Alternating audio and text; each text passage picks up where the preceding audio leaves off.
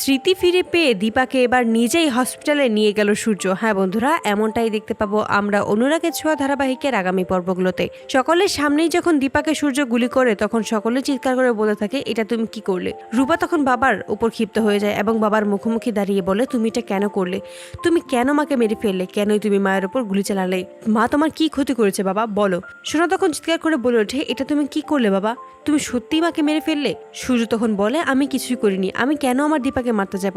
আমি কেনই দীপাকে মারতে যাব? আমি আমার দীপাকে মারতে পারি না। চিৎকার করে বলে যে, আমি তোমাদের সবাইকে বোঝানোর চেষ্টা করছি, আমি সত্যি দীপাকে মারিনি। এটা শুনেই ক্ষিপ্ত হয়ে যায় উর্মি। তখন বলে যে, আমাদের সবার চোখের সামনেই আপনি দিদিকে গুলি করেছেন, আর আপনি এখন বলছেন আপনি দিদিকে গুলি করেননি। তাহলে কে গুলি করেছে? আপনি ছাড়া এখানে আর কারো হাতের বন্দুক নেই।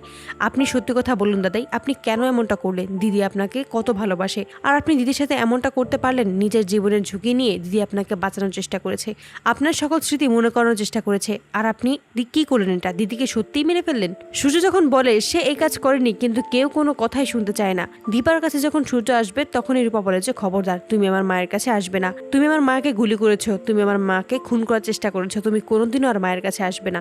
এই বলেই সূর্যকে দূরে সরিয়ে দেয় রূপা। সূর্য তখন বলে, আমি যদি দীপাকে হসপিটালে না নিয়ে যাই তাহলে দীপার অবস্থা খুব খারাপ হয়ে যাবে। আমাকে আগে দীপাকে হসপিটালে নিয়ে যেতে দাও, ওকে বাঁচতে দাও, ওকে সুস্থ করে তুলতে দাও। তারপর তোমার যত রাগ আছে তুমি সব রাগ আমার উপর দেখাবে। রূপা তখনও আটকে দিতে চায়, তখন সূর্য কোনো কথা না শুনেই দীপাকে কোলে তুলে নেয় এবং হসপিটালে চলে আসে। সেখানে এসেই দীপাকে ভর্তি করে, ডক্টরকে বলে যেভাবেই হোক দীপাকে যেন সুস্থ করে তোলে। তো বন্ধুরা, তোমাদের কি মনে হয়, সূর্য কি পারবে দীপাকে সুস্থ করে তুলতে? কমেন্টে জানাও। আর নিয়মিত আপডেট পেতে আমাদের চ্যানেলটি এক্ষুনি সাবস্ক্রাইব করে পাশে থাকো। ধন্যবাদ।